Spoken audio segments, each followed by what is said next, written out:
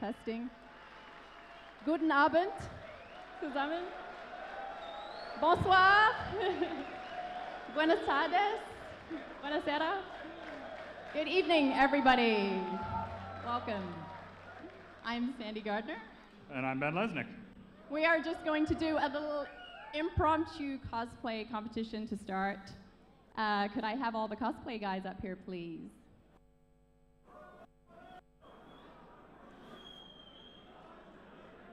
I'm not sure if anybody else has cosplay who didn't want to come up on stage. Put your hand up. Are you in cosplay, though? You don't look like you're in cosplay. All right. So each of our lovely cosplay fans here is going to receive a glaive, a Vandal glaive, and the winner will receive an 890 jump. So we are going to do this by cheering. Ben will be the judge, right, Ben? Yes, Yeah. I love cheering. All right. Okay, so starting from the far left. Yeah, oh, no, let's go down this way and they can introduce themselves. All right, here we go. Colonial Movers.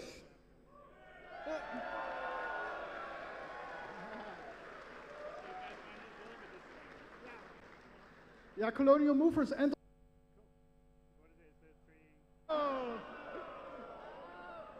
Hello? Colonial Movers and Operation Pitchfork. We hire everyone. Everyone can join. Movers, Squadron 40. Okay,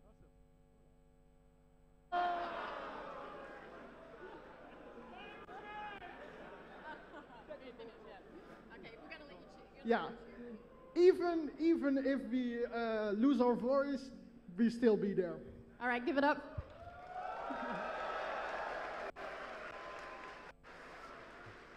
Representing Operation Pitchfork as well. So I've got a patch for every section of Pitchfork, on front and the back. All right, give it up for him.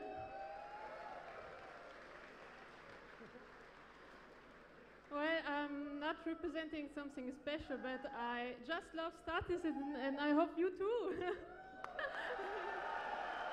Wow, that's got to get some applause.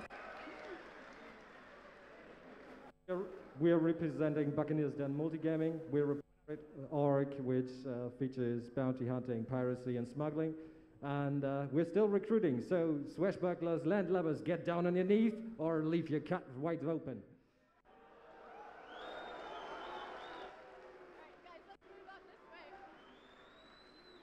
Arrgh!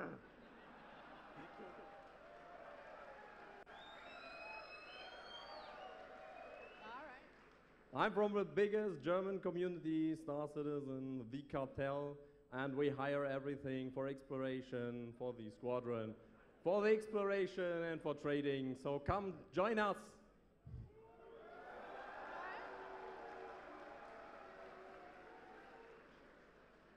I am representing the Gamnite organization, a special projects advanced multitasking squads for hire, SPAMs for short.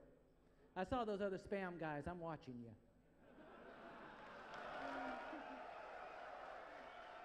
All right, so stand up. All right, Ben, I'm going to give it to you. All right, guys, let's take a vote. Cheer as loud as you can for your...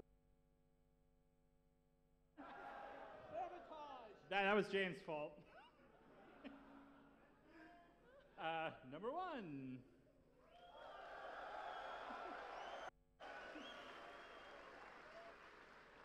Cosplayer number 2.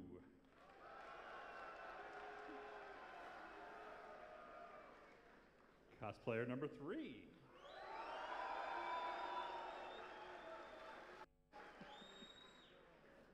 Cosplayer number 4.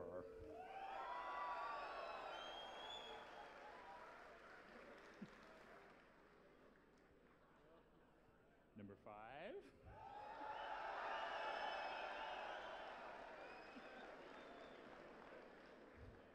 Number 6.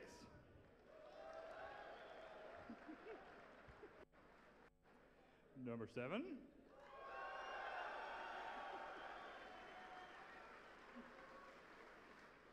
And last but certainly not least,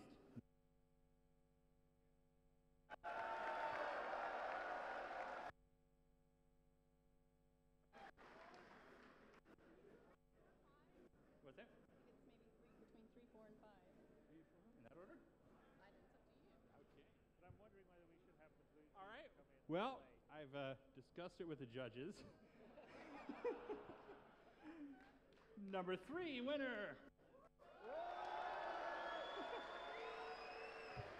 Second place, number 5.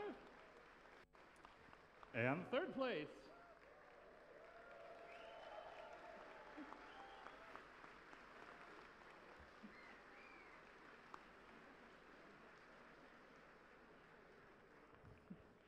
I think it was actually so close that you should all get 890 jumps. I agree.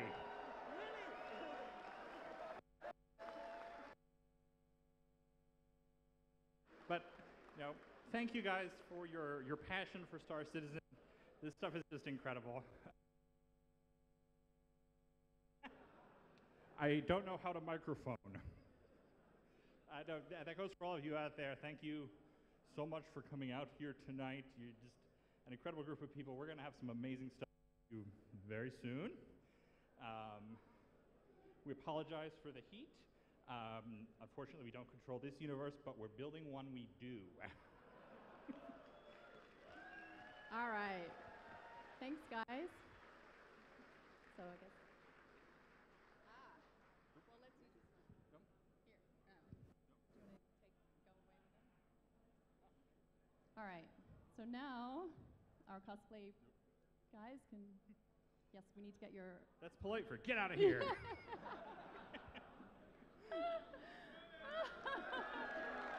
you, guys. Do you want to? I'm going to do my speech. So you can. As you can see, we've fully planned this. Yes, this is exactly what we intended to be doing right now. But Sandy does have a speech she'd like to share with you guys, and I'm going to try my hand at German again, and it is very rusty, so please be nice. just don't sing. No singing. Letztes Mal habe ich nur Deutsch geredet und ein paar Fans haben sich beschwert. Also werden dieses Mal diejenigen, die auch Englisch sprechen, ein Echo hören. Bitte wartet mit eurem Applaus bis nach der englischen Übersetzung. So last time I did this in German and some fans complained, so for those of you who speak English too, you will hear an echo. Please hold your cheering and applause until after the English translation. Wir sind...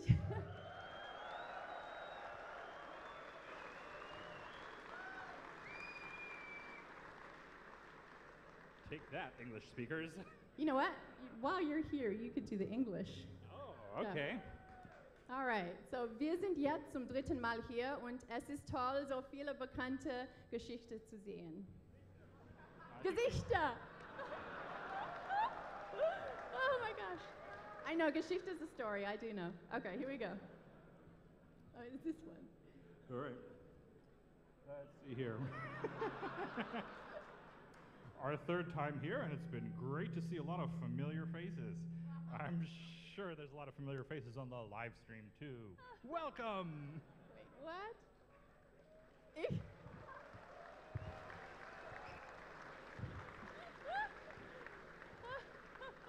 See, we do have chemistry. Ja, ja. Wir lieben Köln und bitte schaut auf Twitter und in den Foren nach Infos zum morgigen Pop-Up-Party, falls ihr in der Nähe seid. Es wird ein lockeres Zusammenkommen. I heard Twitter and pop-up party. We really love Cologne. And, yeah. We really love Cologne, and please tune in on Twitter or the forums for tomorrow's pop-up gathering. If you're around, casual.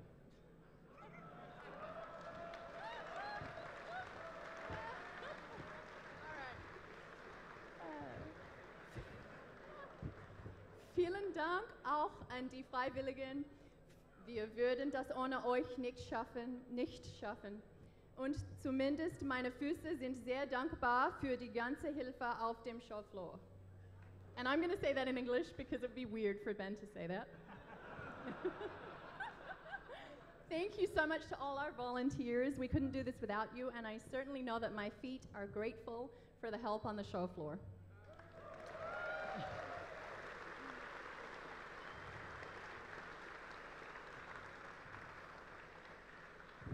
Schaut mal rein, falls ihr noch nicht dort wart.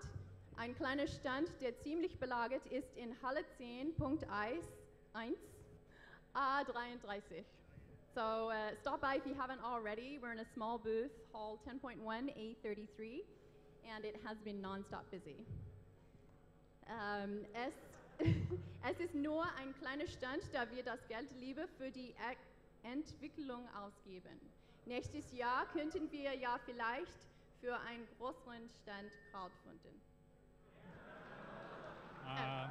I think she said Ben is my favorite CIG employee and he deserves a raise. We went small because, as you know, we're spending all money on game development. We went small because, as you know, we're spending all our money on game development. So maybe next year we could crowdfund a nice booth.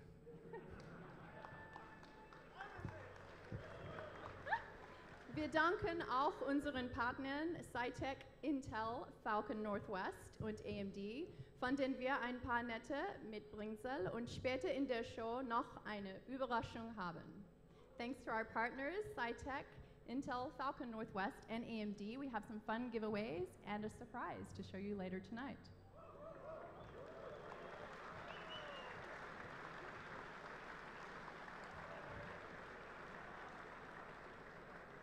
Auch vielen Dank an das ganze CIG-Team, das hier vor Ort ist. Wir freuen uns, den Abend mit euch zu verbringen. Thank you also to the whole CIG team who is here. We're all excited to share tonight with you.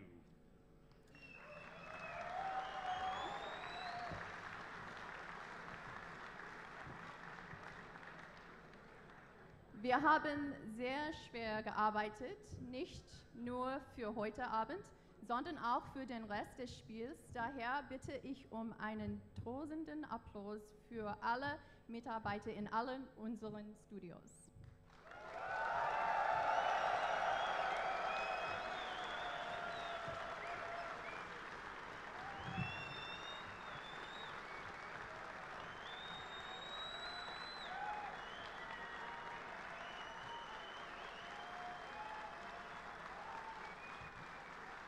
Ben has no idea what was just said. Hey, I think if it was that good, you deserve to say it in English too. And I'm sure some people on the live stream don't know what was said, but I was thanking all of our CIG teams around the world for all of their hard work.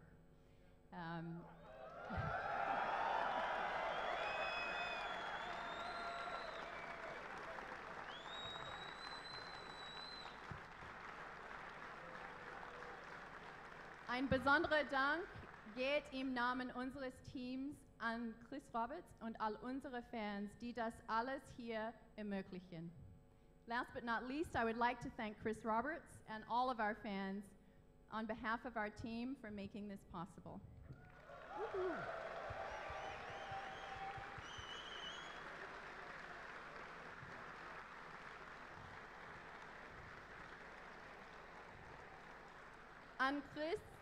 An Chris Roberts für seine endlosen Stunden, in denen er programmiert und Regie führt und ein Projekt realisiert, das so bahnbrechend ist wie dieses hier.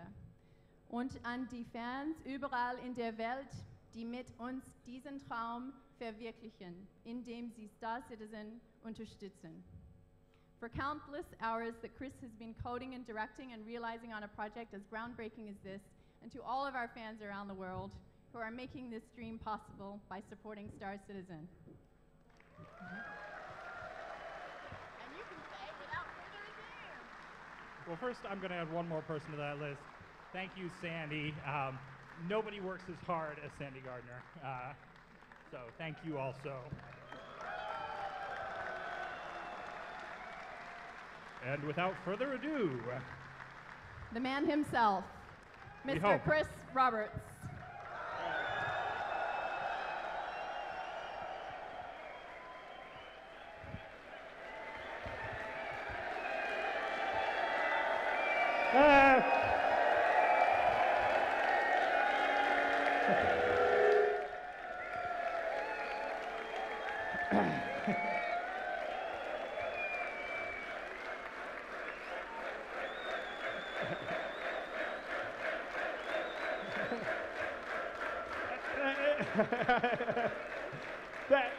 Thank you guys so much for coming out here. We're going to have, I think, a really great show for you.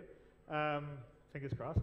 And thank you for surviving the heat and warmth here, because this is, I've spent time in Texas, Austin, which is very hot, and obviously it's hot in California too.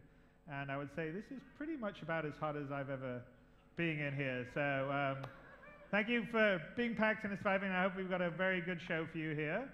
I actually have a few people that are going to help me with part of the demos we're going to show you tonight.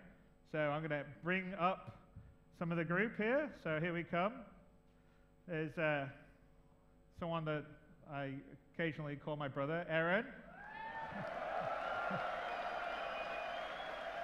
We have Andrew Nicholson, who's the head of our UK QA. We have Glenn, UK QA. Liam, UK QA. Ben, UK QA. Dan,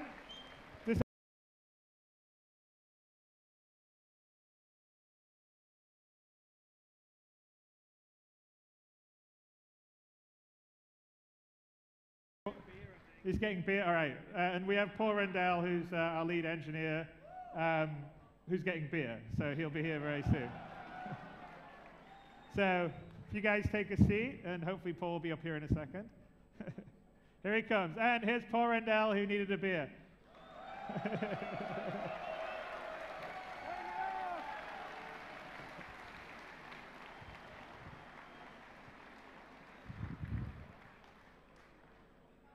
All right, so we've got quite a few things to show you today. We've been actually be doing fairly, having quite fun here at Gamescon. We've shown some of this stuff to the press early so they could see it, and I think they're fairly impressed. We'll see, and I'm hoping you guys will like the stuff that we show you too. So we'll start at the beginning. We're calling it crewing up because we're talking about the multi-crew part of the game, which is sort of my big dream. Has always been what I wanted to do. So not just fly a single-seater ship, but fly it with my friends, walk around, use, and do that. So that's going to be towards the back half of this demo. But let's just sort of start with where we're at. So we just, I think, went, see, red one, what's your status? So we just went live with 1.16, I believe, yesterday. So that has 16 players. You can play multiplayer. I think 1.15 had that too. We have the Scythe and the Merlin flyable. There's a new launcher on 1.16, which is much better, much faster than the old launcher, and more reliable. I think, in fact, it's almost too fast for some people. It takes all their bandwidth, so we're working on fixing that. And we have a much better back-end manager that we're still working on improving, but it's built to be much more scalable for the use that we're going to need for this, the social module, the FPS, and the persistent universe. So it's sort of laying the foundation for what we're doing there. And that's a Ben Lesnick pun there, fits like a glaive. So in the new 1.16, we have a special mode. We've made Vandal Swarm much, much more difficult. And you've got to clear, I think, is it 20 waves? 18 waves? And if you do, you will be able to get a special badge to fly a glaive, which you can get with rec purchase. And I think we're saying the first 1,000 that manage to finish it, then they will also be able to either use rec or purchase it by store credit or whatever they want to do. So I don't think we've had anyone in our QA manage to do it yet, right? So no one in our QA has managed to clear all those waves, so let's see who's going to do it out there. I'm sure there's quite a few people that managed to do that.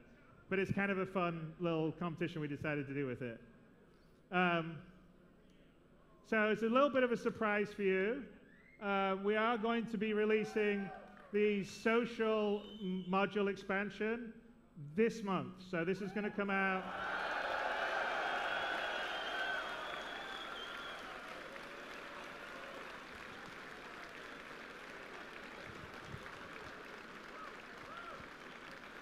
Or at least that's what Tony Surovec tells me. But no, we're going to show you some of it here. But no, we're going to release it this month.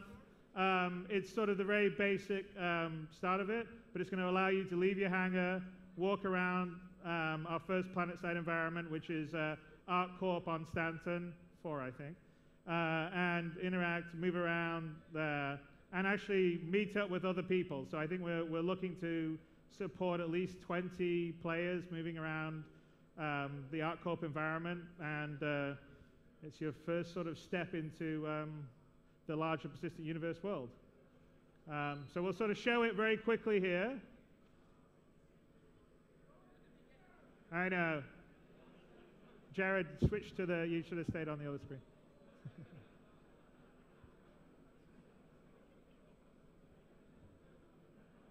There you go. See, we're just trying to get our timing going earlier, but so it took so long.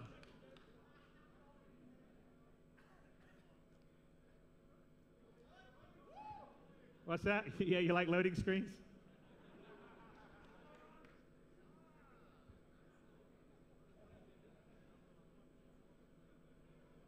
We're up. I'm waiting for the spin up. Let's see what else we've got going on the social module. You'll be able to chat. You'll be able to do emotes. We'll show you that in a bit. Go between your hangar and the ArcCorp area, and also Arena Commander. Are we up yet? Okay. There we go.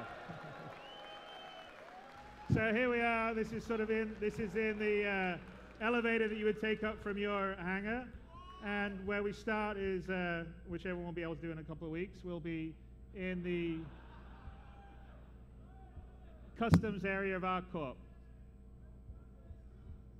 And for the very first release of the social module, we don't have all the variation in clothes, so it'll be mostly the outfits that we have for the FPS level. But the next couple of releases, we're actually going to be switching where you'll be able to customize your clothes and do stuff. So yeah, there's some silly little things. You can chat. You can also do various emotes and goof around, dance.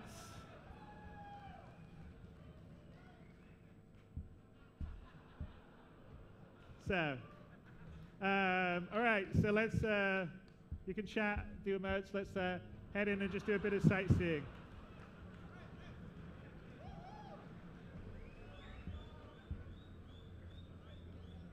All right, Andrew, so let's head off.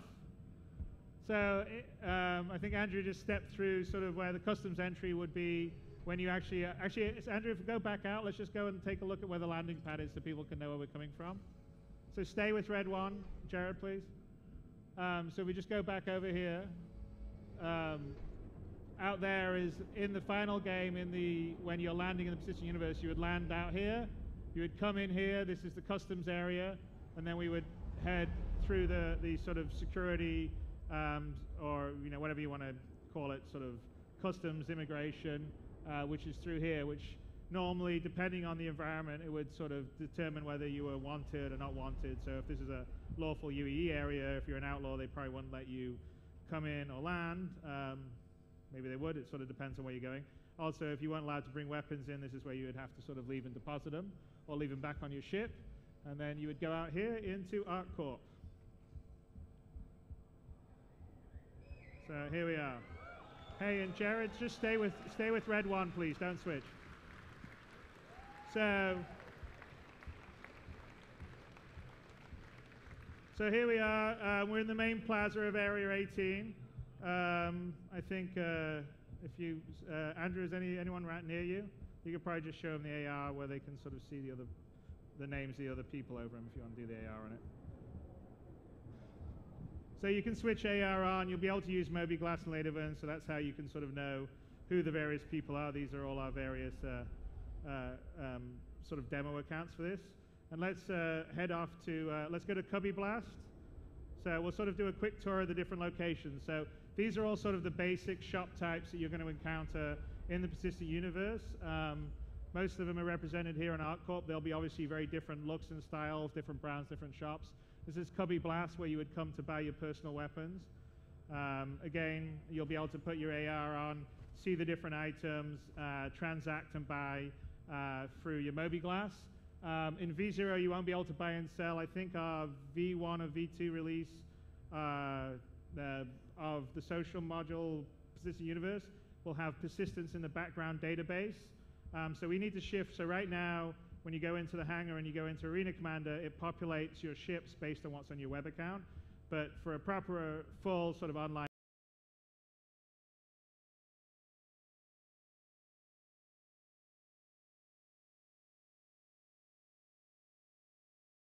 what you're wearing, you know, every little item you've changed, moved around, and I think we're doing that in the first or second revision of the social module.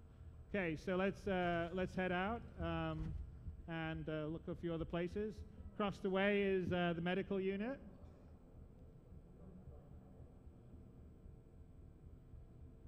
Are you the big heavy dude? Yeah, you are. Right?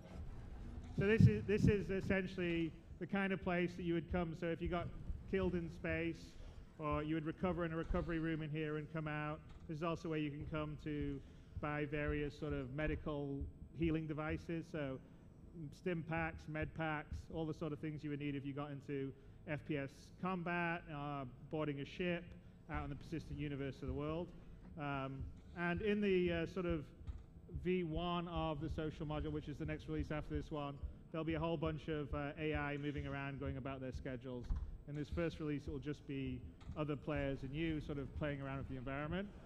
All right, so let's head up over here. We can go in and take a look at the job well. So here's the ArtCorp job well. This is sort of the official place that you would go to look for jobs in the persistent universe. Essentially, I've talked about a mission system and a mission board.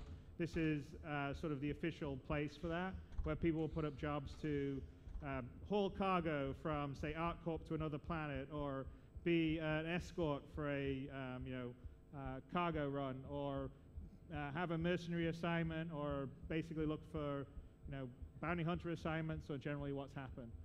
And again, this would be full of NPCs, and you can sort of see a lot of, and that's kind of the terminals you would interact with back there. And it's a big ArtCorp setup behind there with a constellation potentially flown by some sketchy pirates. We don't know yet. We may meet them later. So let's head out of here and go to the other sort of place that you would probably go to look for missions, which would be the bar.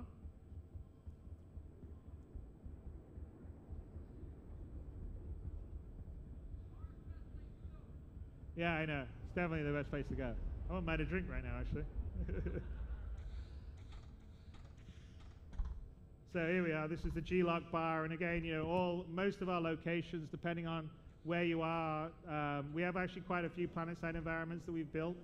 This is the first one we're sort of showing you, but we've done several that have different styles, different architecture styles. Terra is obviously a much more sort of super modern kind of setup. We have a Nyx, which is more of a sort of outlaw asteroid city.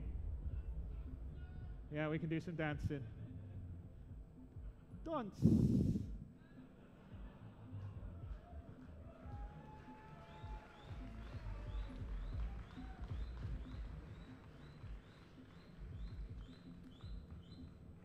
Okay, I think it's enough for the dancing. All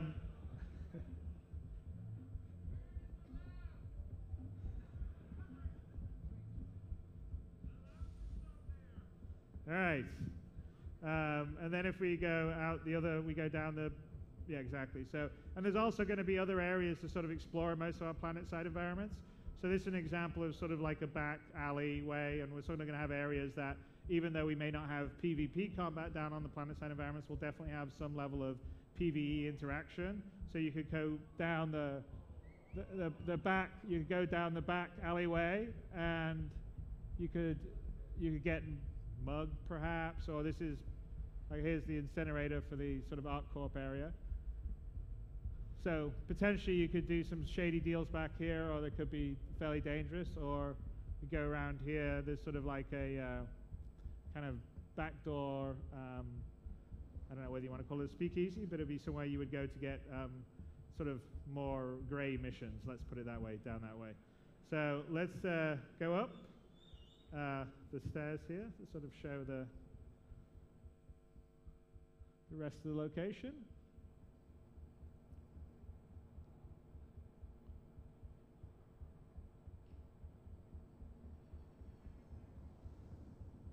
And again, sort of as we move on, we'll be building this out with a lot of NPCs as well as just other players moving around. And here's another sort of sense of the scope of scale that we're trying to do for our planet-side environments. And I think it's kind of, let's head to Astro Armada, which is where we're by a ship. But this is sort of very much about, you know, with us, yes, it's taking a bit of time, but we're really trying to craft there's a little Aurora. We're really sort of trying to craft the world, so they all sort of feel lived in, real places with their stories. We're doing stuff, some of the conversation system stuff that we developed for Squadron 42 is going to come into the Persistent universe, and will sort of enable us to sort of tell stories in this universe, and sort of let you adventure around it in a way that maybe you hadn't before. Certainly not the way you had been able to do it in Freelancer or Privateer. So here's Astra Armada, which is sort of a high-end sort of ship dealership. You know, one thing that I would like to say that in the Persistent universe, on you know, not every ship, not every dealer, not every shop has every item you can get. So you'll have to travel around the universe, and some places is where you know, like for instance, you probably won't be able to buy an M50 everywhere, or certain kinds of weapons. And so hopefully it will force people to move around the universe to sort of buy the items they want, or find or explore the items. And so just, you know, like you can in the real world, there'll be things that are unique to locations that you can go around and do. All right, let's just zip out of here and see the last location that's in the ArcCorp environment.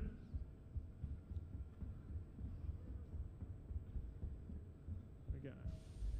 And there's actually one that I haven't shown you because it isn't fully finished yet, but down there is Casper Outlet, and that's actually where you're going to go to buy clothes, so you can customize your appearance, which is down there. But Andrew, let's just go to the Dumpers Depot. So there's the Casper Outlet that you would go. Dumpers Depot is right by Astro Armada where you left. Yeah. So you're gonna have to run back.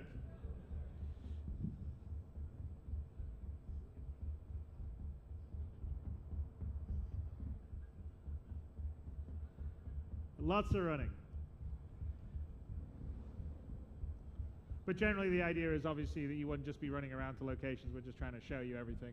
But you'd be going around meeting other players, talking to other NPCs, generally having a good time. I think Andrew's a bit tired right now, that's why he's not running so fast. He's lost his stamina. Oh, now he's picked up his stamina. There you go.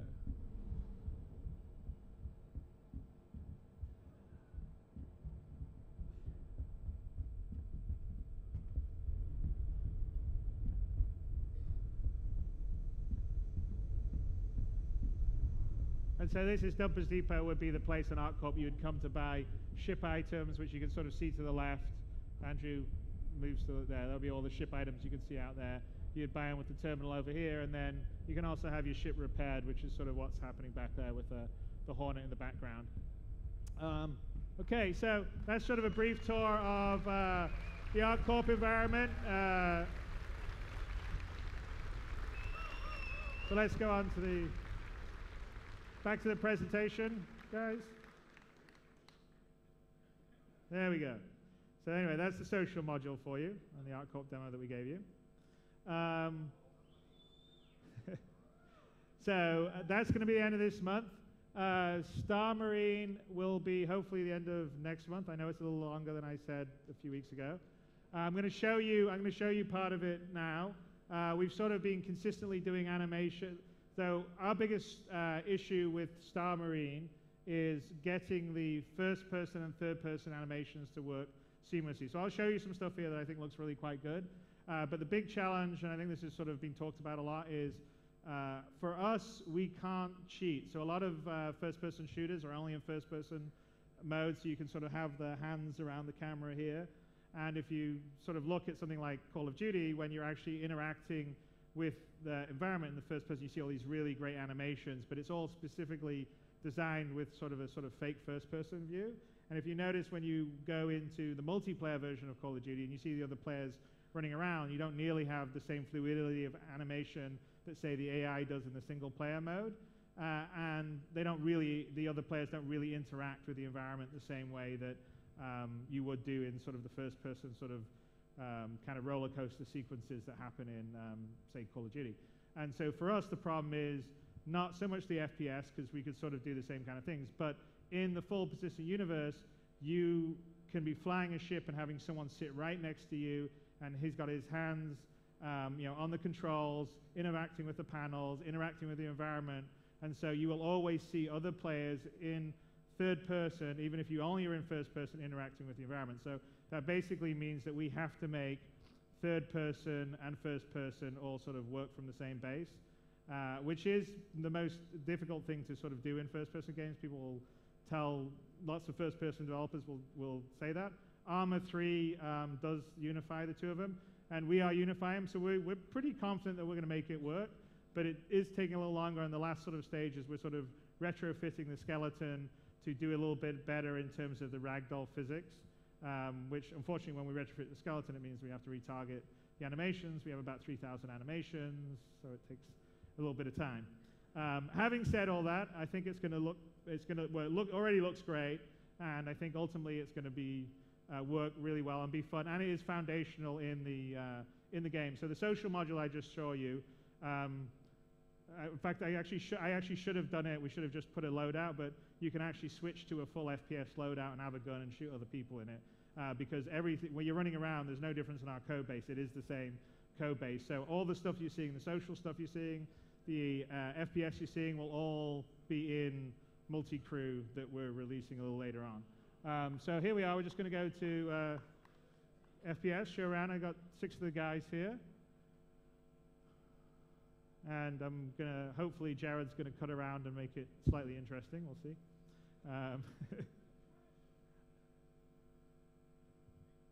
And I think we want to sort of show, are we on Red's, who are we on right now?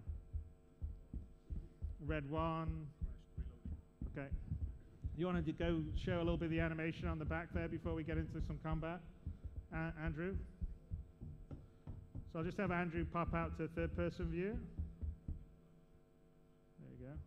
If you show, you want to sort of kind of, so like several things that we're trying to do is we're sort of trying to have real sort of like motion and inertia. So if you notice when you move around, it's like if I've got a gun and I'm going like this, I'm going to do this as I'm doing. That's the natural way.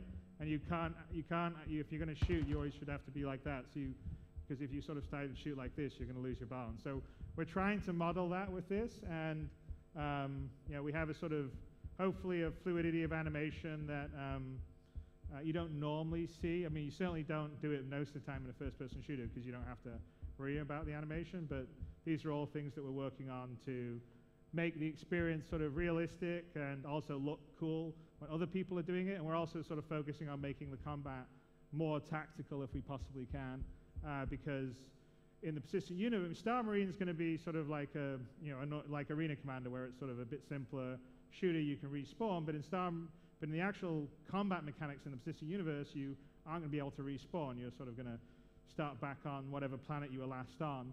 And so we sort of need to make the animation and set combat a little better. So let's get into that center area and perhaps shoot each other and see that. Yeah, show the electric shotgun's always a fun one to use.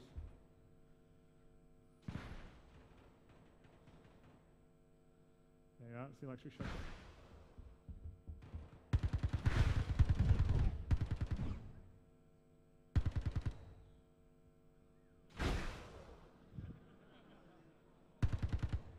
Yeah, don't show the replace me texture there, guy.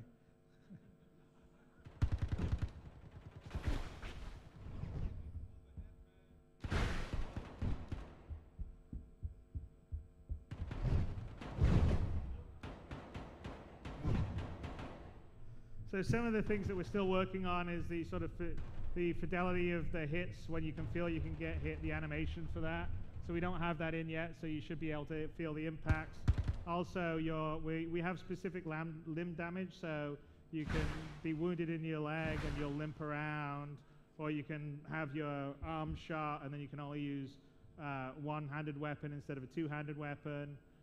So we're trying to have a lot of sort of precision, some of the same stuff that we have for the ships, and all that stuff takes a little bit of time. We're going to nail them from the back. Yeah, that's kind of cheat. Also, use a couple of the the gadgets. You guys want to use the gadget stuff?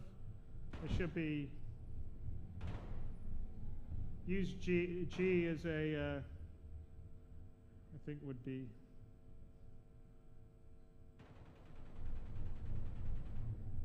whoever's playing the heavy can have holograms. Anyone a heavy marine?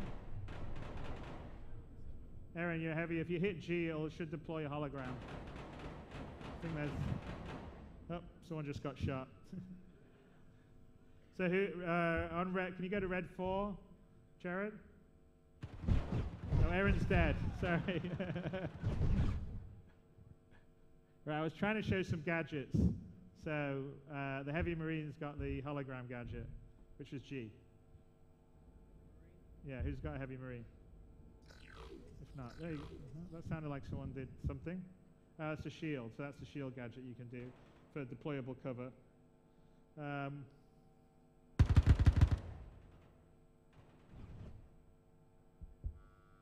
Oh, there's a grenade.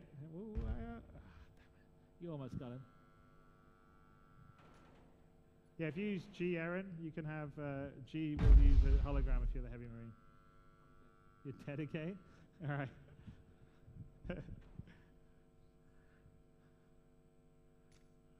Oh, someone's throwing a grenade up there. Let's see. All right. So anyway, there you are. That's kind of where we're at on the FPS. So we sort of still have to work on the sort of hit fidelity and sort of the damaged limb parts of stuff. And the ragdoll stuff's a big one, which is one of the reasons why we're changing the skeleton to make sure it works better with CryEngine.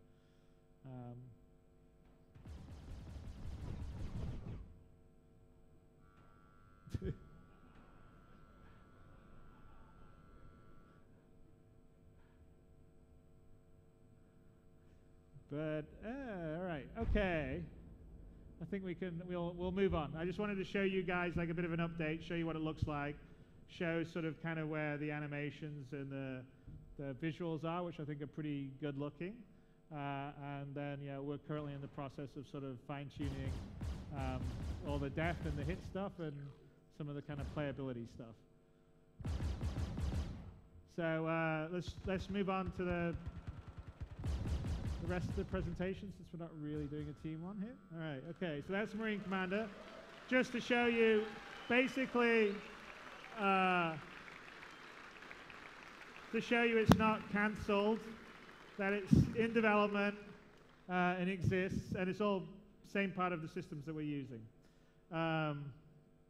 So it'll take the time. We're hoping to have that for you guys before CitizenCon. So we did the Star Marine demo here. So I'm going to do a few other updates for you guys.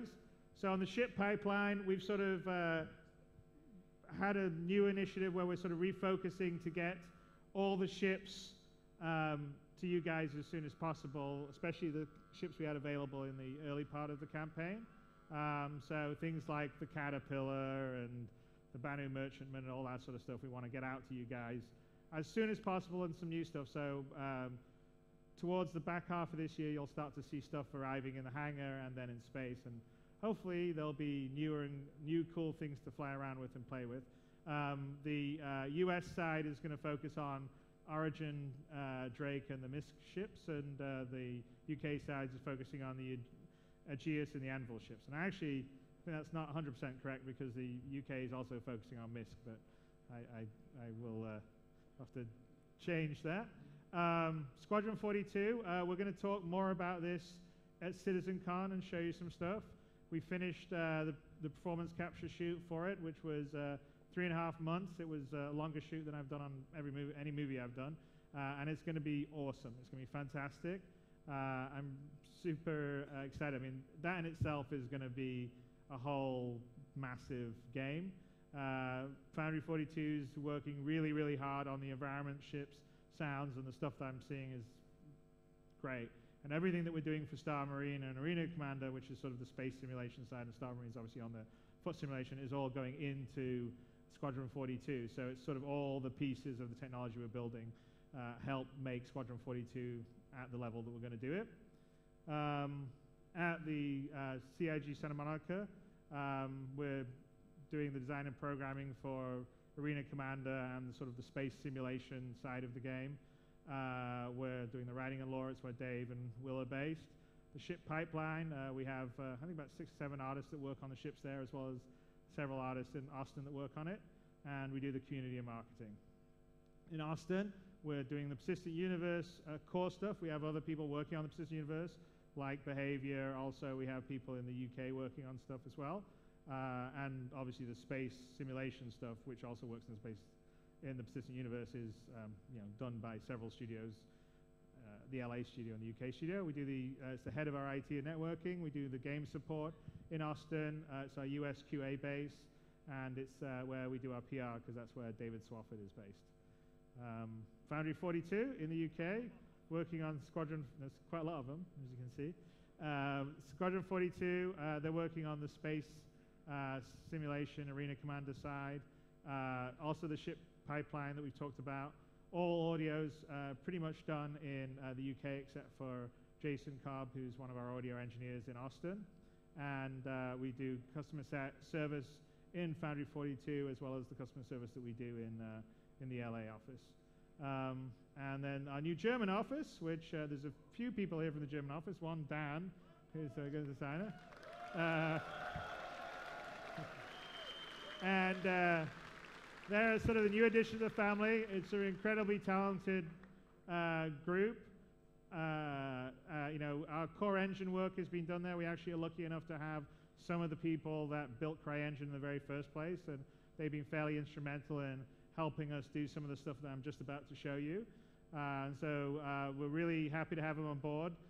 Cinematics has been led out of there by Hannes, who is a visual genius. He's also the guy that was with basically helping the project from the very beginning, because the 5-minute cinematic trailer of Squadron 42 back in the very early days in the crowdfunding campaign was Hannes's work. So he took all the assets that I was using on my prototype and put that together, which was pretty impressive. In his sort of spare time as well, since his day job at the time was with Crytek. And then they're also working on some of our newer stuff. So we have some procedural generation stuff that we're working on, which we've talked about. We had a stretch goal. So we'll have some pretty cool stuff to be announcing about. It doesn't mean that we're going to sort of randomly generate for billions of star systems, but we are using the technique to enhance what we're doing in a crafted manner, and sort of allow us to have some pretty cool stuff like seamless transitions from space down to the landing environments. And then, they're obviously making CryEngine sing, since they were some of the people that helped build it in the first place, which is very useful for us. Now to you guys. So, our community, we have like 935,000 people, which is crazy. We have 30,000 organizations, which is pretty amazing, especially since we have a very limited form of the game available right now. It's not like you're going to venture out in the Persistent Universe just yet. Over 5 million forum posts. and over 216 countries, which just completely astounds me. And it's kind of a testimony to, how you guys have all sort of pulled together and built up. But as you say, numbers aren't everything. So here's a short video of some of the very cool stuff that you guys have been doing.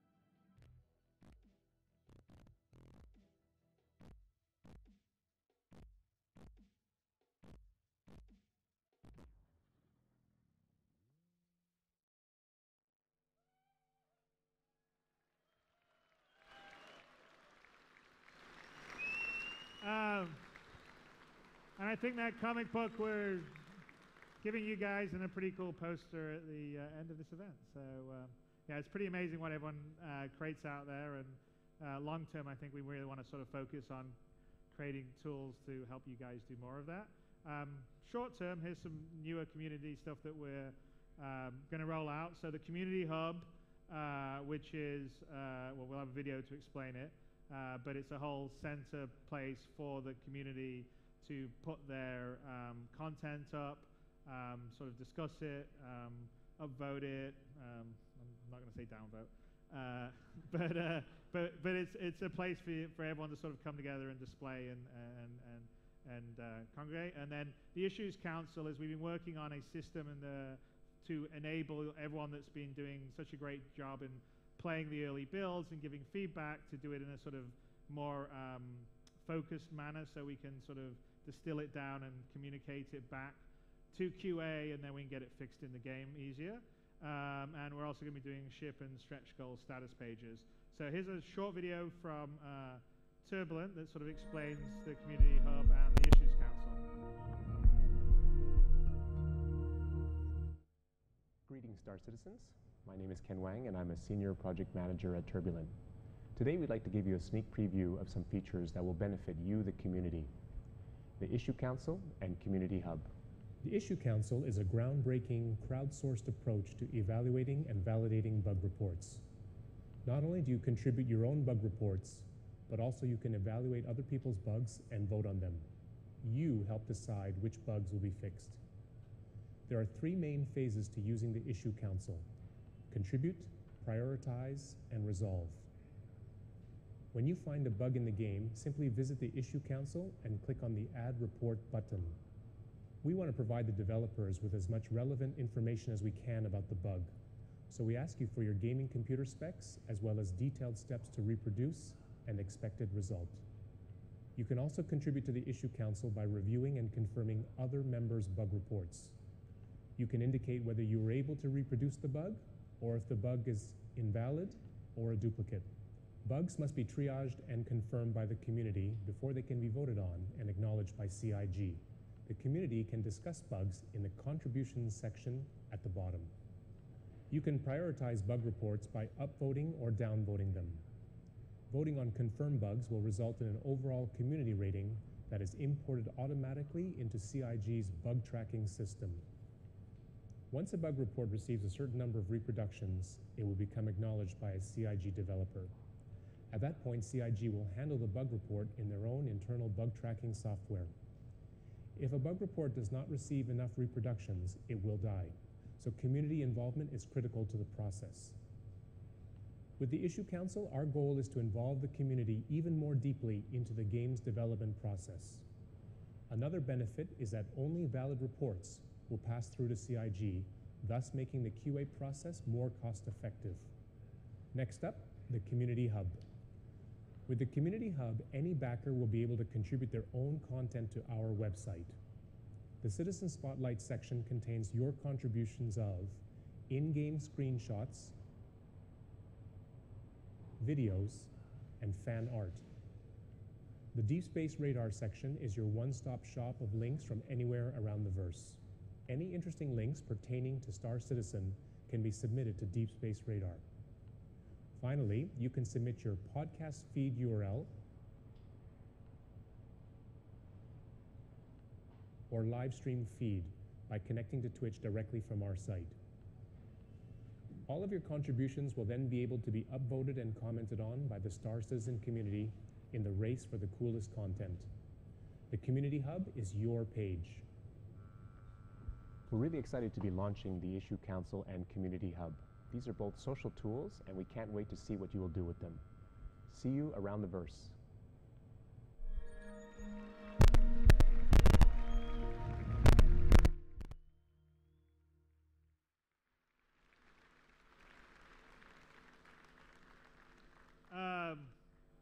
So I think we got given a Guinness Book of Records prize again. The show for the most crowdfunded game ever and the most crowdfunded project ever, which is all down to you guys. So thank you very much. It's pretty fucking awesome. Oh, I shouldn't have said the F word, but.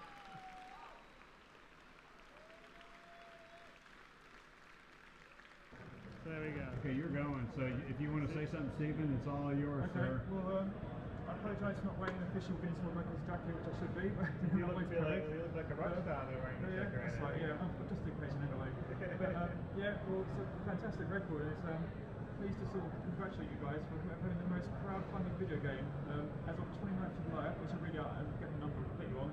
85,437,385,000 US dollars in raised from 933,228 backers, and that's all dated of last week, 29th of July, and that makes it the most crowdfunded video game of all.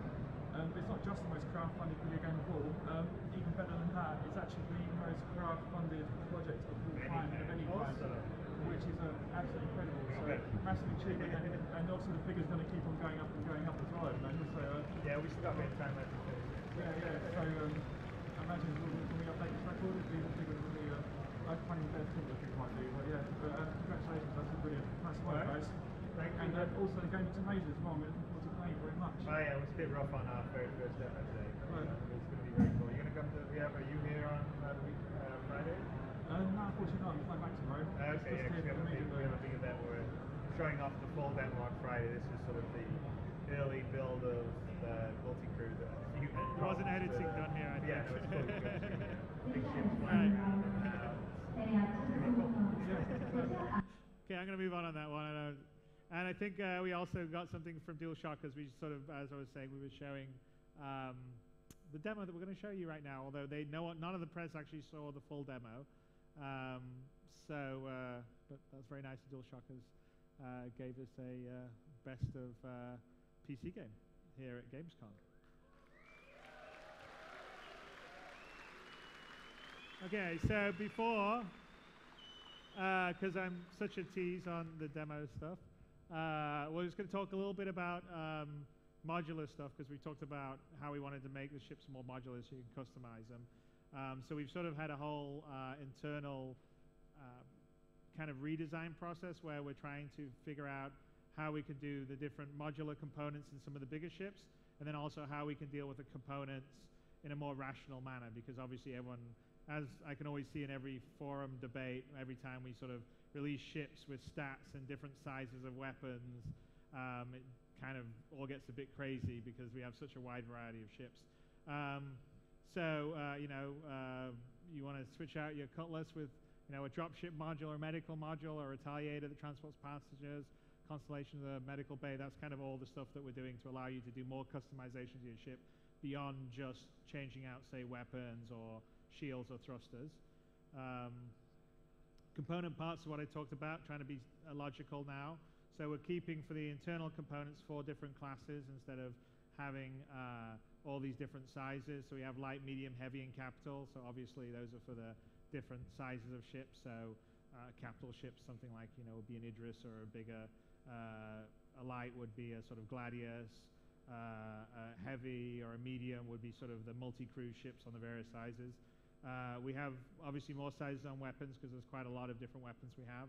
They all share common features to allow interactions to be much more tangible and fit into the component space. And so that's sort of a visual representation of, say, kind of what a power plant would size up to, or a shield generator would size up to, or a cooler would size up to. And here's some sort of visual ideas of kind of the quality that we're doing for the different stuff. So these are a couple of different shield generators that would be a different color quality, Bearing and Basilisk.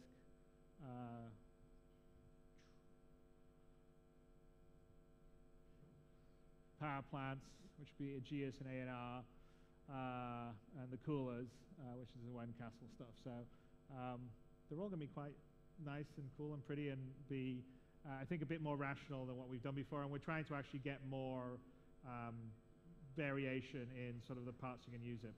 So here's the Retaliator. We thought it'd be fun to start with the Retaliator, which may or may not make an appearance a little later on. So we are going to have the modules available now. Passenger bomber, cargo, dropship rooms, so you can sort of configure the Retaliator the way you want. We know that's something that people have been asking for quite a long time, actually. So it has 2 modular rooms. The base ship comes with 2 bomb bays, which is what, if anyone has a Retaliator, that's what they've got in theirs. So this is the living quarters in the rear. The front living quarters, you don't have to have a front and rear, you can just decide which one you would want. Rear cargo, front cargo, and the dropship version if you and your friends want to go and attack some people. All right, that's the Retaliator. So we do have some SciTech that we made. There was an announcement that we're going to partner with SciTech to build the Star Citizen HOTAS. You know, we spent a lot of time, actually. We talked to all the various peripheral joystick manufacturers, and the reason why we went with SciTech, well, I mean, there's a couple of reasons. Long time ago, when I was very first doing the game, I don't know if any of you remember, but the X52 was actually what I used as the base of the model for the joystick in the Hornet. So when we were designing it, I sort of looked around and I liked the look of sort of the X52 that was all silver, and I sort of sent that to the artist and said, yeah, use this as an inspiration. And if you remember the early crowdfunding videos, we had them in the background because I had an X52. But more importantly, it was really about the fact that discussing it with them, it would be a complete sort of project. So it's not just about doing one-off joystick or controller. It was about doing a range of them. So a sort of kind of entry-level sort of HOTAS, a much more high-end HOTAS, keyboard, mice, headsets, everything to be sort of built and configured for Star Citizen.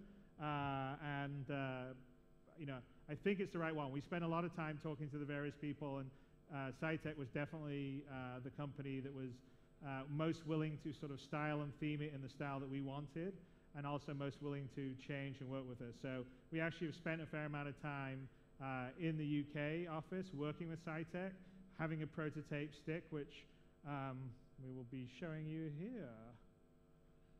So here's the base level entry one, which is kind of here, I think.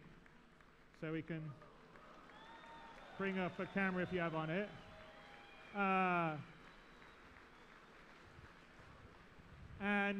So there's going to be a higher level one, and I think actually this got knocked over or something.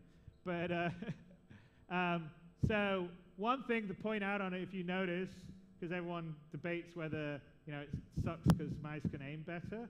I don't know if you noticed, but there's a trackball on the stick and there's a trackball on the throttle. So we've deliberately done it so you can aim and fly your ship all at the same time in the same stuff. And I think,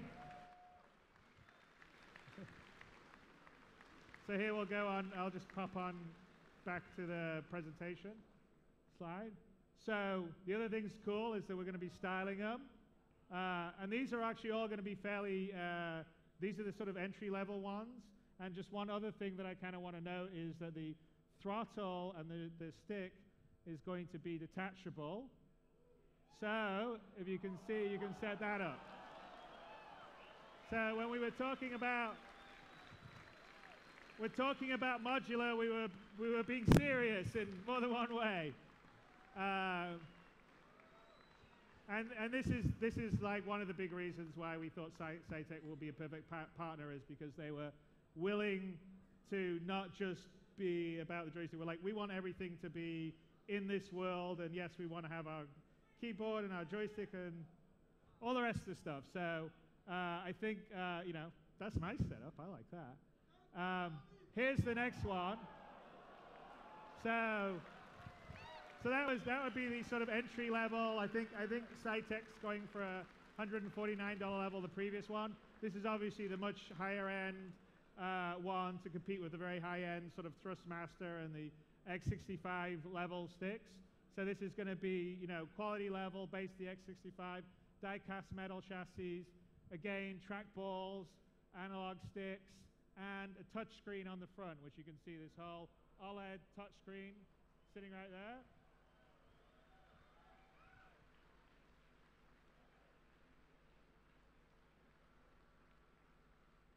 Or at least I think it's a touch screen. I know it's an OLED screen. I think it's a touch screen. It may not be a touch screen, so don't quote me on that. I may get in trouble with Cytec. But I don't want it to be a touch screen. Anyway, so I mean, as you can see, this is like one of the big reasons we wanted to partner with them, and of course, headsets and mice when you're, you know, playing the FPS. So it's like how we want to do it. We want to do it complete. We don't want to just do one thing. We want to do it right and do everything. All right, and now we have competition time. So I think I'm going to pull something out of the a raffle, right? Yeah, okay. So we have some nice prizes from our various partners, so Cytec and AMD, and a glaive. Is that the #1 prize? What is it? What's the #1 prize? All right. So the 2 glaives. First prize. They get 1. All right. Okay. All right. So the number is 067331.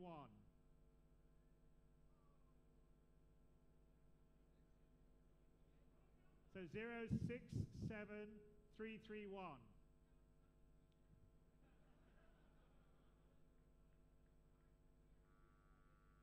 No, we got no one yet? Over here? All right. So you get a Vandal glaive that we'll put into your account. One more? What? Yeah, I'll pick one. And what's one this? Another glaive. All right, here we go. 067389. Over there? All right. Okay, so both of you, if you contact Alexis and give your account names, we will put glaives in your account tonight, I would think, probably. What's the next one? Maybe tomorrow after everyone's had a drink. No, I didn't tell him. Should I tell him that? Okay, so the next prize is for the AMD Sapphire. I think it's 390X with 8 gigs of memory, which is, by the way, what we're using in all our machines here. And it runs pretty nicely. 067602.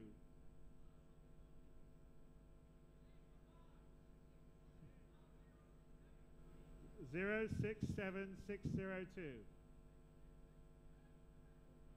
All right, back over there. All right, so the winner of the, you want to come up and get your head up this way.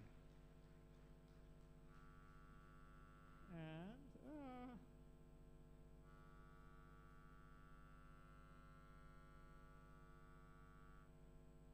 okay, and the next one is 067581. 067581. Over here? Okay, great. So you get a X55 Rhino. If you want to come up, we can give you your HOTAS. And the last one, digging down. Oh, so not the last one, the semi one. This is 067304.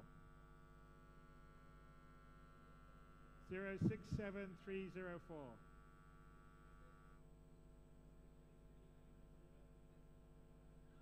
Is that over there? Is someone waving? I don't. No, 067304. Over there. Okay, over there. Right. Okay, brilliant. All right, so you get the X55 too. So the people who want to get the physical stuff, they can come up here right now. And apparently the last thing is, it is a bit hard. Yeah, here.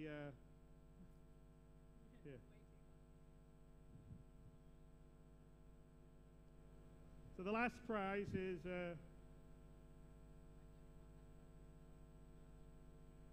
Well, this, isn't it? They're actually getting this, aren't they?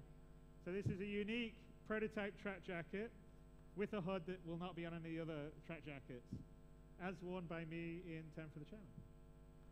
Yes. So I hope you're a large, whoever wins, and I'll pull out the thing for that.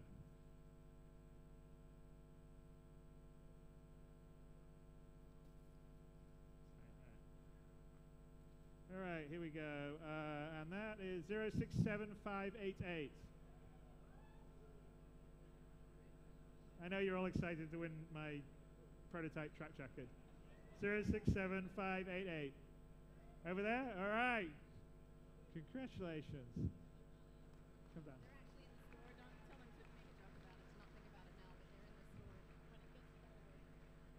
Okay. Yeah, so it's the work. All right, do we want to get these out for the people, or? So does anyone want to come up and collect their physical prizes? Or are we not let them back here? I don't know. I think they try to move. I don't know if I don't know, maybe I don't know if you want to find out. I'm not sure if people came, or perhaps. What's that? They should come up. Yeah, let's get the prizes. They're very efficient here to keep people off the stage.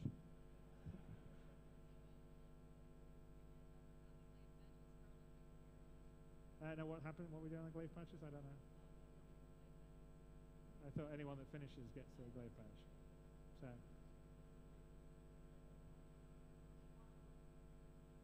Yeah, and what about that? We didn't do that, or but what's this then? That's not to give away. Okay. All right. Hey guys. Hello. All right. Which one did you win? What's your name? Bastian. Bastian, nice to meet you. So which one did you win, Bastian? I'm sorry? Which one did you win, Bastian? The third one. The third one. X55? All right, here we go. Yeah, do you want me to sign it? All right, apparently I got to sign it. Here we go. Quickly. Everyone wants to see the demo. Here you go, Bastian. Thanks so much. All right, what do we... 673 Which one was your one, though? The one? Which one did you win? The first one. The glaive, or did you win the glaive, or the first two winners were the glaive? Each got... on the card? All right, okay. Yeah, that's the one you won, was the graphic card? Okay, right. So I should have put the thing on each one. I wasn't very smart about it. All right. There you go. Congratulations. Which one did you win? I don't know. You don't know.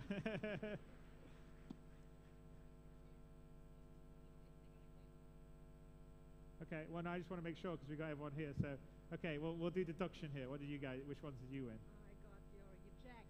My jacket. All right. Awesome. Do you want it signed or not signed? Okay. Here, I'll do that. There we go. Thank you. Maybe a bit big for you, but all right. What did you get? What's left?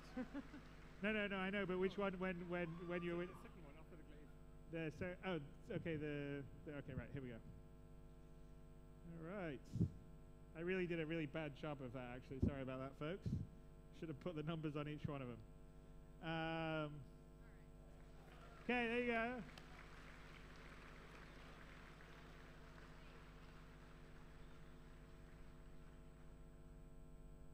What's that? Okay, you sort the glaive out.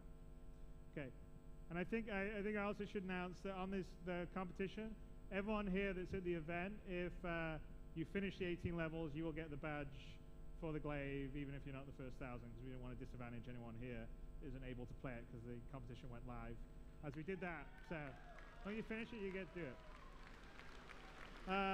Okay. All right, so we've done the competition.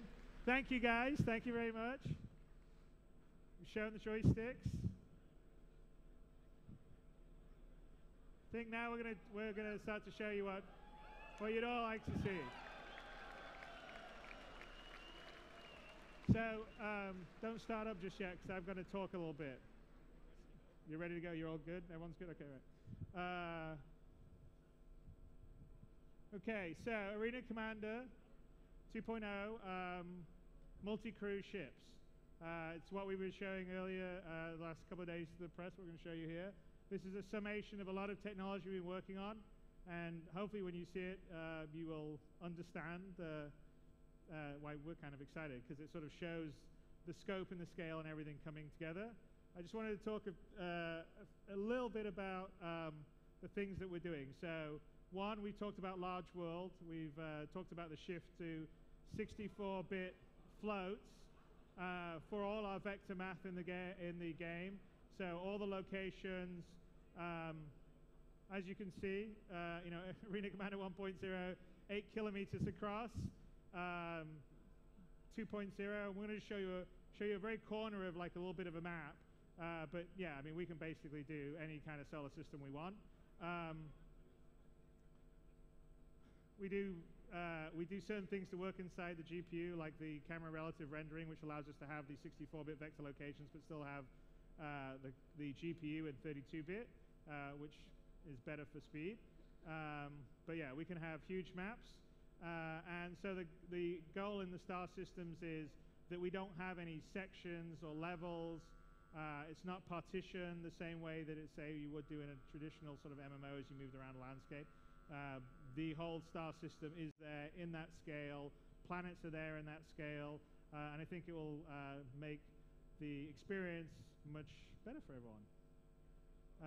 So one thing that we did to enable all this is what we call the zone system. This is something, so Large World was worked on by Austin and Frankfurt, and the zone, and actually we had an engineer in LA working on it too called Alan Chen, who's really talented. And then the zone system is something that we built with Frankfurt with the Frankfurt team, and you know, it's something that we need to do to deal with spaces this big, with the fidelity and scale that we want in the game.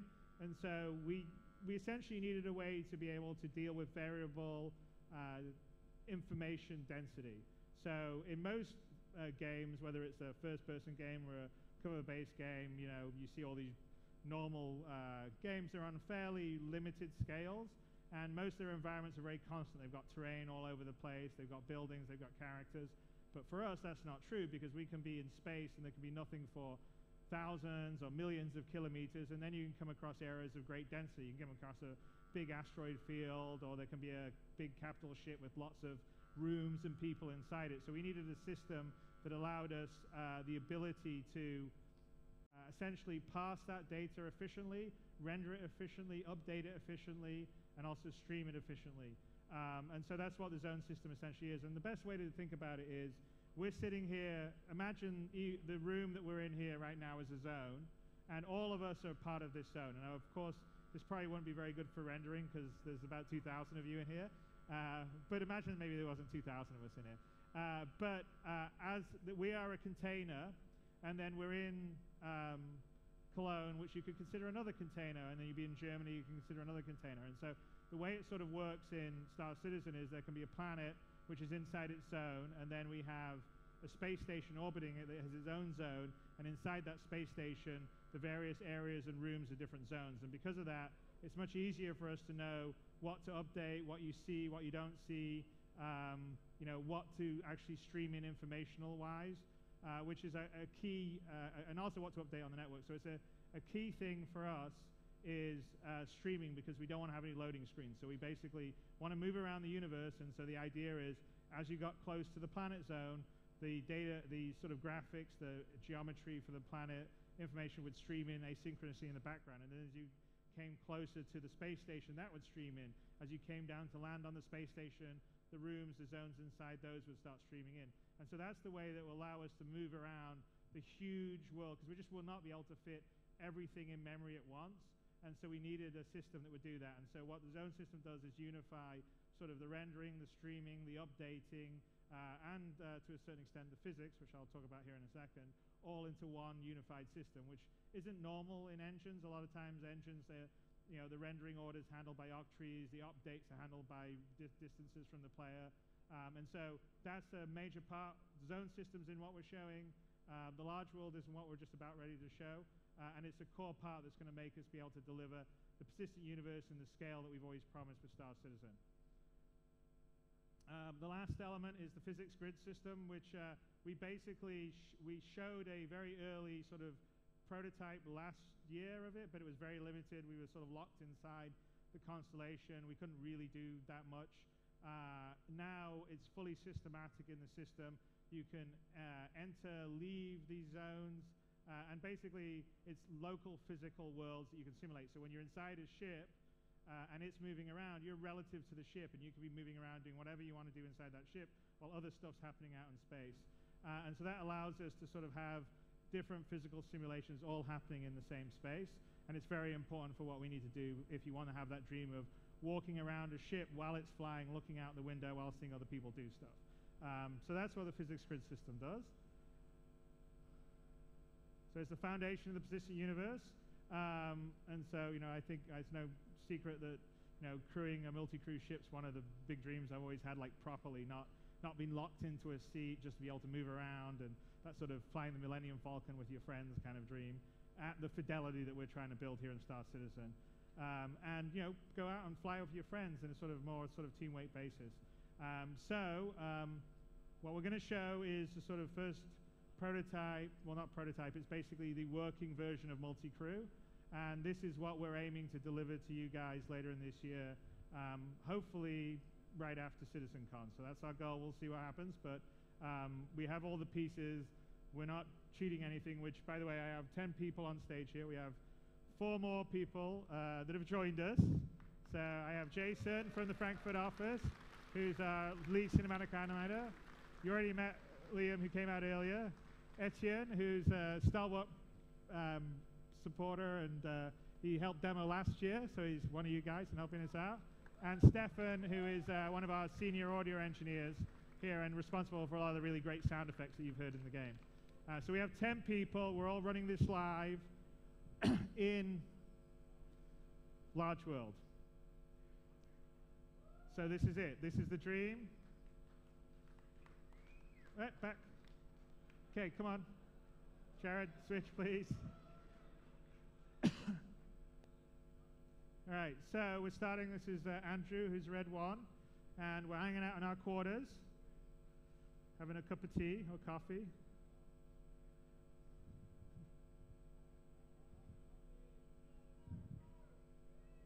And we're going to get a message to get a derelict out by an asteroid field, so we're going to just head out over here.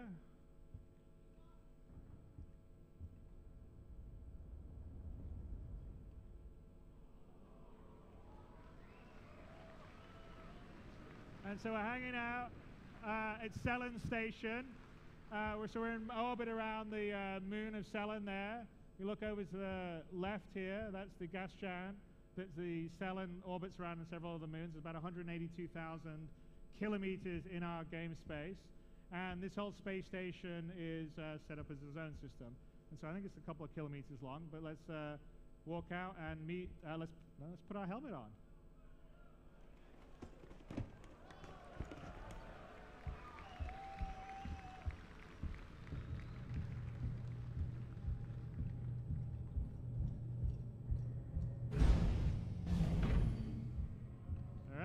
Here's the rest of our trusty band that are going to fly with us.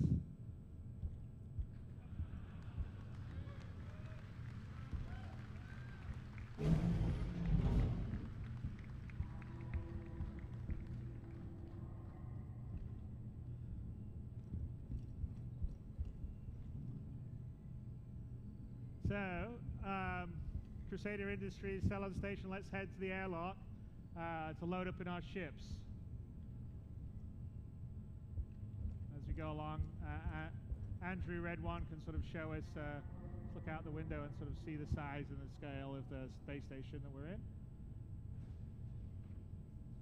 Stick with Red One, Jared.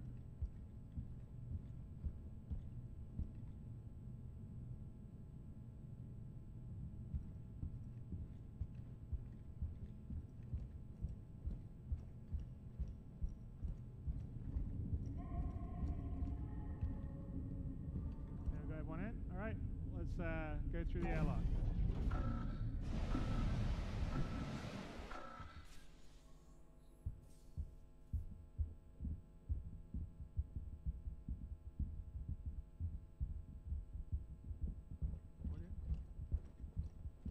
Hey, Jared, has you got sound music going on and stuff?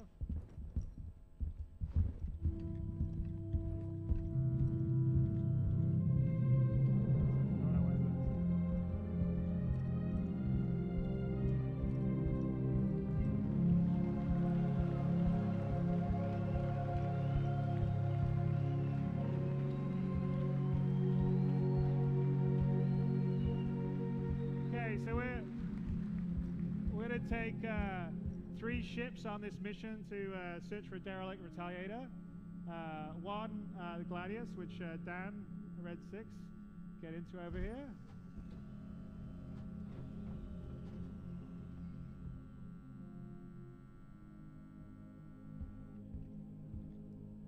And Paul's gonna get into the Super Hornet over here.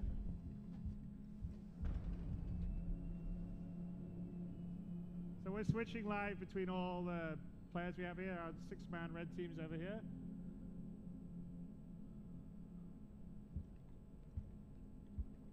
Okay. Paul's going to get in Super Hornet. And let's get over to the Cutlass. So the Cutlass is now set up as a multi-crew ship, which means it has its own local physics and its own zone. So we're going to load up 4 of us into the Cutlass.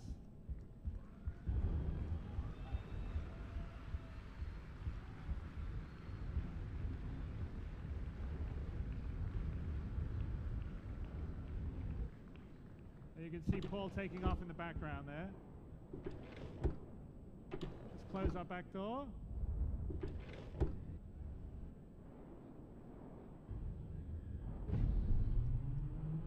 There we go. Let's sit down, and Andrew's going to get back in. He's going to get into the front of the. Go to Red One, please.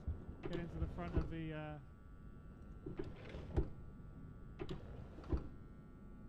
Cutlass. Hello, welcome aboard your Drake interplanetary craft. Your systems are online. Now scanning. Okay, so we're going to get ready and then go to Red 5, which is Paul's up, he's already taken off, and so you can watch the Cutlass start to take off. And let's just go a little forward there.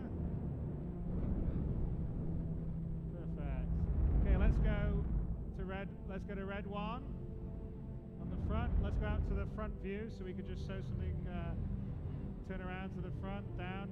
Let's go to Glenn's point of view, Red 2, please. Get up, walk up. So now go to Red 1, please.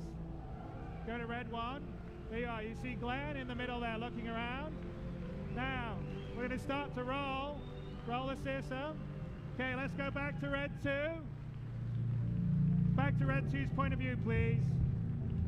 No, back, look at, go look so you can see the world rolling around. There you go. All right, so we're all in, moving around, moving, interacting, go back, Red 2 back, we'll go back to the seat now. You see him leaving, he'll go back to the seat. It's all fully simulated. We've moved into that zone seamlessly, into that local grid seamlessly. He's going to get into his seat. Back to Red 1. So now we're going to sort of look. So one thing to take a look before we jump. So here, this is all based in Large World. So the derelict is 3 million meters away, which is about 3,000 kilometers, which would take us about 2 and a half hours at the normal top speeds of Arena Command to fly to. That moon you see in front is actually the first moon. There's a moon further behind where the square is, and that's where we'll be going to the derelict. And as we leave the space station, we'll be leaving that zone. It'll be dumped out, and we'll stream in the new zone when we get to the new moon. So let's just go back out to our normal view, Andrew. And I think Paul's going to jump out first. Or quantum drive, actually, is the correct term, so we're not jumping. That's where we go between the systems. Do you already go, Paul? Okay, let's jump, Andrew. Quantum drive activated.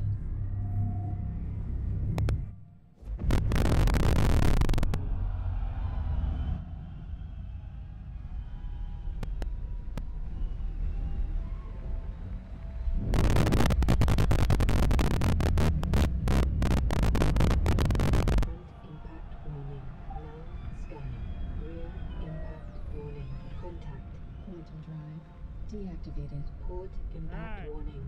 So we just went 3,000 kilometers on the same map in the same scale that you could fly normally to this zone, which is the asteroid field around the moon. And we're going to go towards that red flashing beacon, which is the distress beacon where the Retaliator is out of power. And so now we can switch between Paul, who's in red 5, Dan in red 6, who's the Gladius, and red 1, which is the Cutlass with the 3 crew members in the back.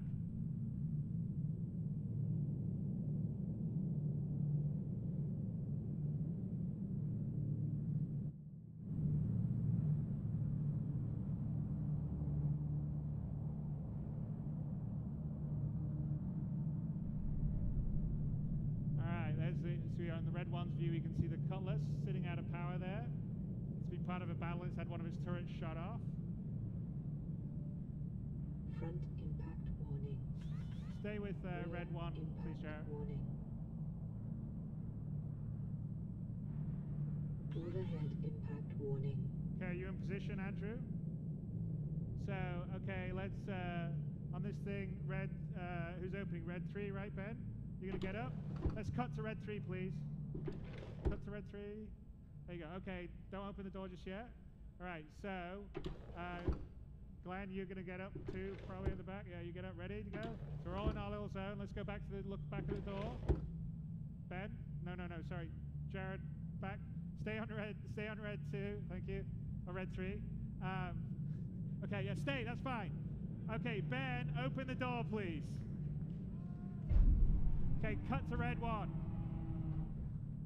Okay, there we go. All right, so let's go out. Let's EVA. All right, back to red 3's point of view. Red 3, let's go out. Is that red 4 we're on now? I guess red 3, I don't know. Let's go. Hey, Jared, let's go back to the guys entering the Retaliator, please. There we go. All right. Okay, let's watch our guys EVA in. Stay on this view.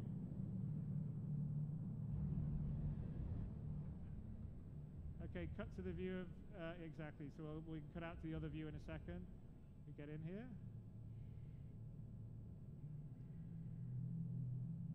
So he goes in. All right.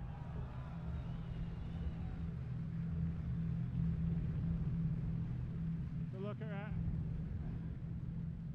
Okay, in we go. And let's cut back to the interior view to see our other guy coming in.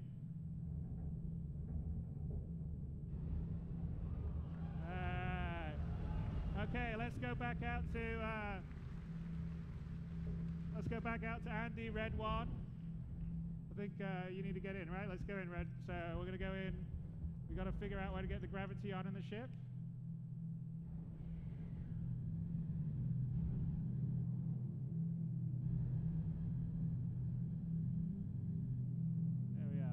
Potentially cut to red 5, see if red 5 has a decent view of this or not. Okay, back to red 1.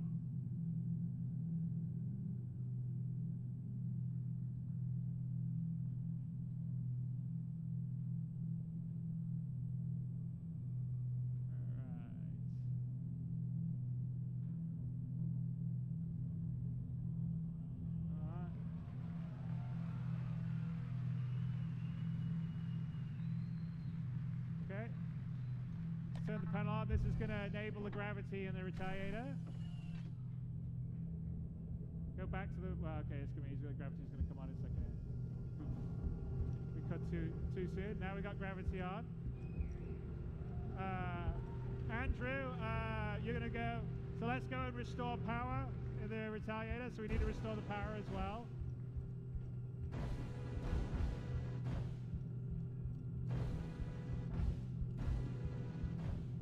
Okay, here's the power. Stay on this a bit longer, Jared. Don't cut away so soon.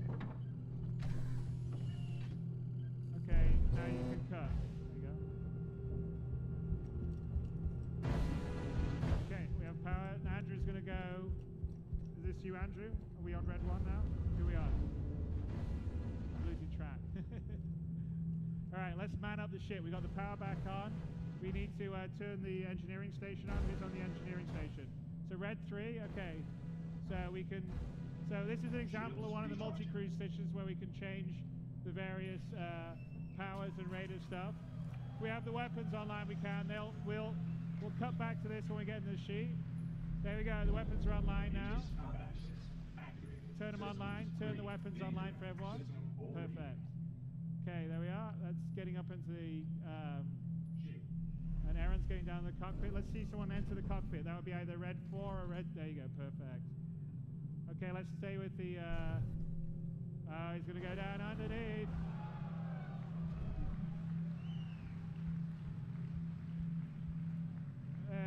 And let's get into the pilot seat.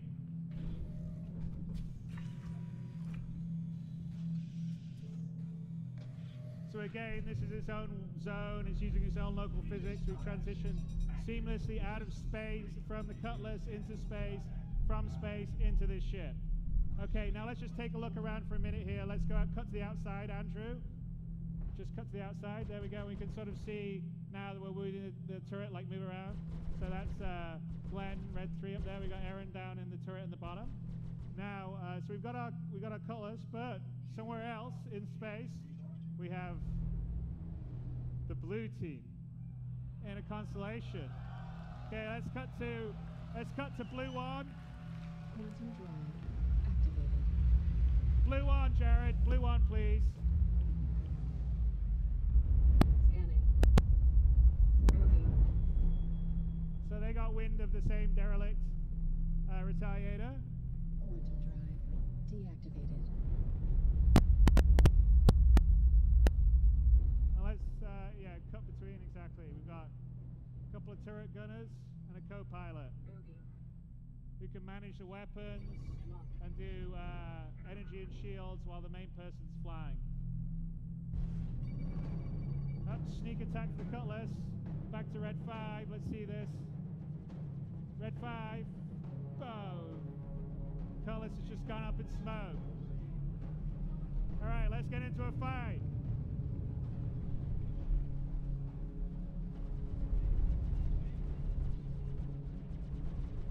Let's switch between the turrets. Let's watch this fight.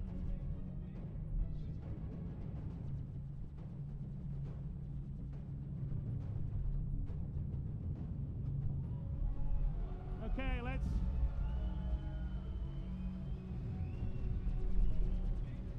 All right, let's use the torpedoes on our Retaliator. Okay. Fire a torpedo.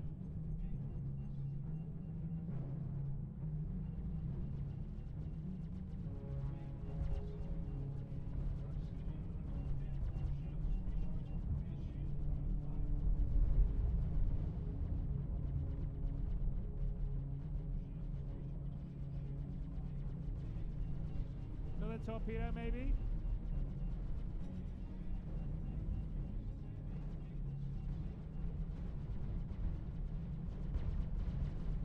Torpedo.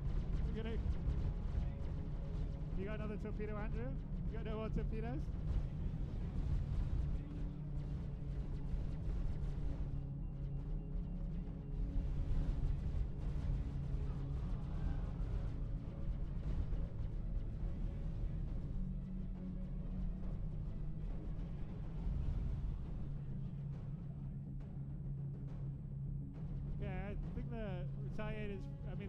Constellation's fairly blown up right now.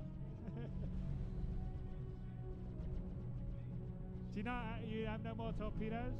Because we have a really nice cook-off thing. You done? You have more than one torpedo. Don't you? Okay. All right. So I think we've killed the Constellation. It's pretty dead. So now.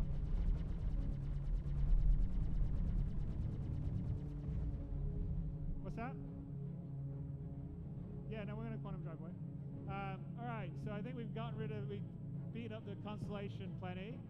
So let's head back to the base with our Retaliator.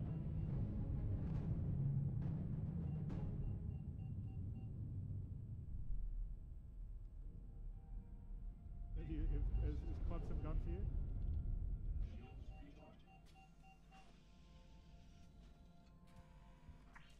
All right, I think we've taken some damage. Fine. Let's try getting back in.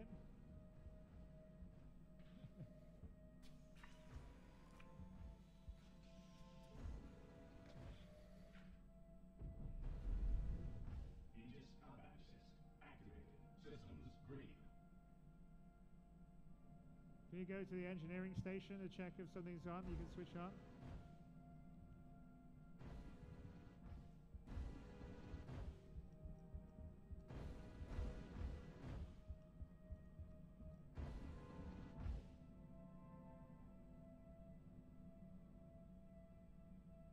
Shields up.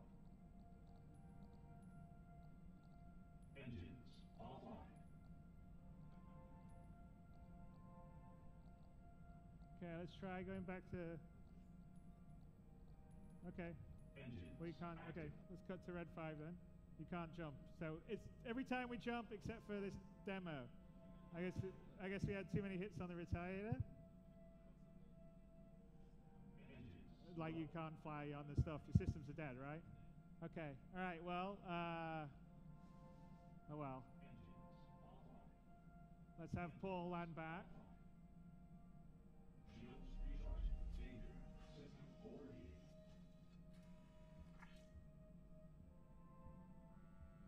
So Paul jump back. Is it like we can't do anything on the ship? Really? All right.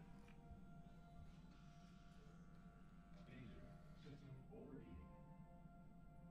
Aegis combat assist activated. Systems green. Contact. Stay on Paul, because we have a little surprise here at the end.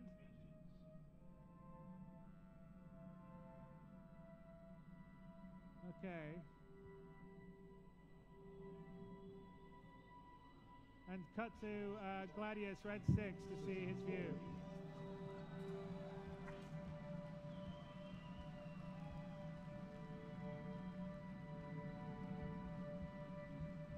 They're back.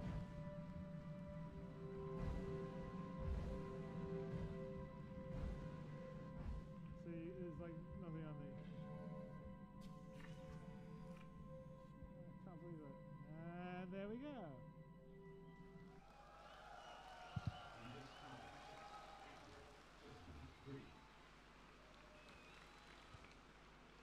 So, I'm a little bummed because normally when we do the demo, I think that our blue team did a little too good damage on the Retaliator. Thanks, guys. But normally when we do the demo, we fly the Retaliator home and everyone gets out. And pretty much every single one of the demos we've done for the press, we've all landed the Retaliator, everyone's gone out of the Retaliator on the pad, and the Idris flies overhead. And this one time, when we're in front of 2,000 people, the Retaliator's systems go dead, so we can't jump. What's that? It's all right. Anyway, let's go back to this. So the next thing that we're going to do is CitizenCon, which isn't actually too far off. So 1.6 is what we did, Persistent Universe, the V0 version. End of this month, Star Marine will be end of September. And then multi-crew we're aiming to do after CitizenCon, hopefully very shortly after CitizenCon. Basically what we just showed you is the first iteration of sort of Arena Commander 2.0. It's a large world map. We're going to have Selland Station, a few other locations that people can spawn on, and set in a sort of large playground, and we'll have like asteroid fields and some places you can fly around and get into, say, combat where there'll be AI pirates that would spawn, or perhaps in a later version of the multi-crew, you'll be able to like land on a station and fight some AI bots that would be outlaws or something. And also you and your friends can sort of fight, meet up, and do stuff. So we're sort of going to make Arena Commander 2.0, the multi-crew, the Persistent Universe test bed, where we're going to start to prototype various different parts of gameplay, whether it's mining and trading or the combat stuff or the boarding stuff, and let you guys sort of play around and have fun with it. What we were showing was how the system works in terms of seamlessly going from ship to ship in various physical spaces, and hopefully when you guys fly, you'll make sure that you don't have your ship damaged so much you can't jump back home. But anyway, we're really excited by what we are showing, and hopefully you guys liked what you saw. You can see there's a lot of work that's sort of coming together. You can see the promise of the full universe and world. And anyway, thank you guys for all making this possible. Thank you all for allowing us to do this, and we will continue to do it with you guys' support.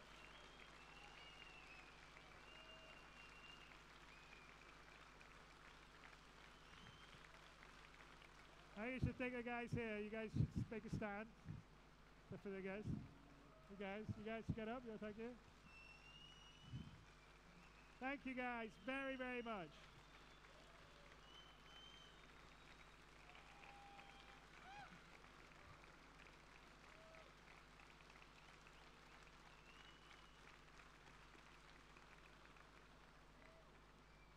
Now, do we want to do that one more time just for everyone? You want to do that? You want to do it one more time? Okay. All right, give us a minute. We'll restart the server, and we'll do it one more time, and then we'll see if we can bring the Retaliator home. And we'll do different things this time, just to be crazy.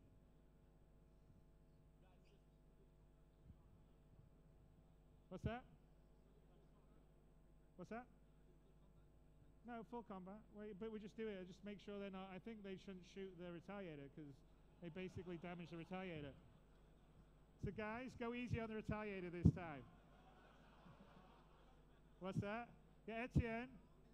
Yeah, no, don't miss the Retaliator. Shoot the fighter planes. I'm sorry, we just good pirates. The Hornet, the Gladius. Don't yeah, just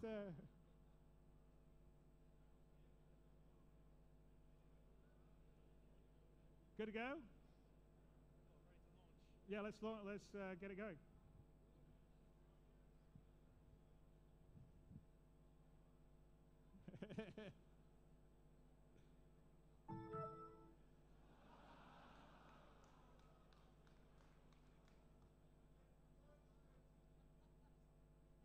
What's happening?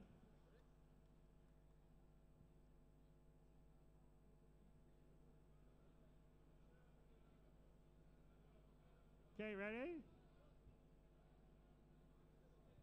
What's that? A minute. Okay. Okay.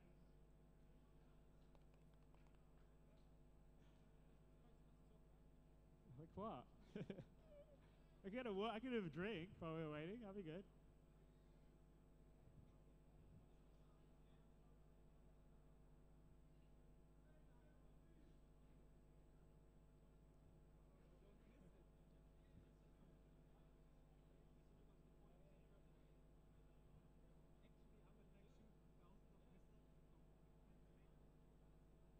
Well, what happened? You just missed the torpedo miss, right? But I thought we had more than one torpedo on the Retaliator. You couldn't lock on? Did you use the pilot seat?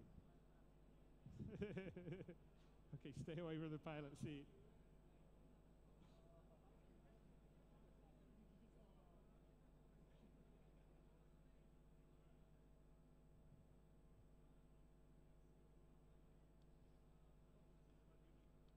So what? Yeah.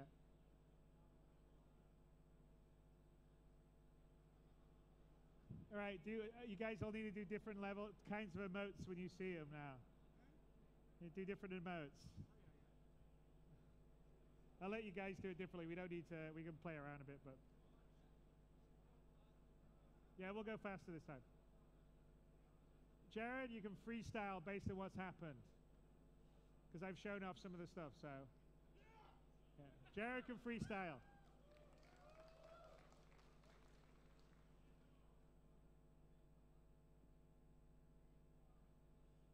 And we can have music from the beginning, right? And we can have music from the beginning, Jared.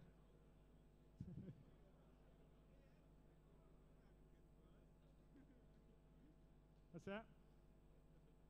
It's water. Let me get one of these. Is this brilliant? Yeah.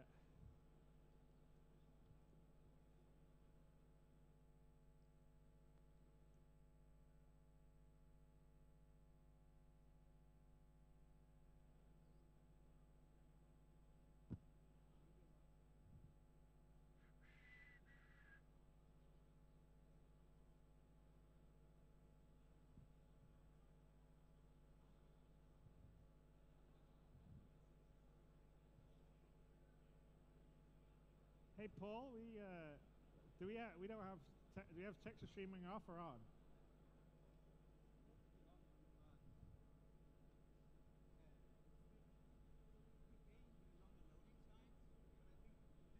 Didn't fix the thing, right? Yeah.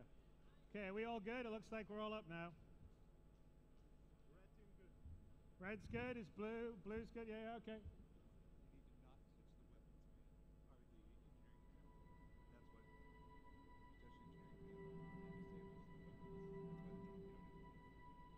Oh, hey, apparently you disable the weapons when you're on the weapons panel. Really? But don't, yeah, okay, let's not touch the main weapon panel. Yeah, we're up, okay. Let's start, do it. Just get up.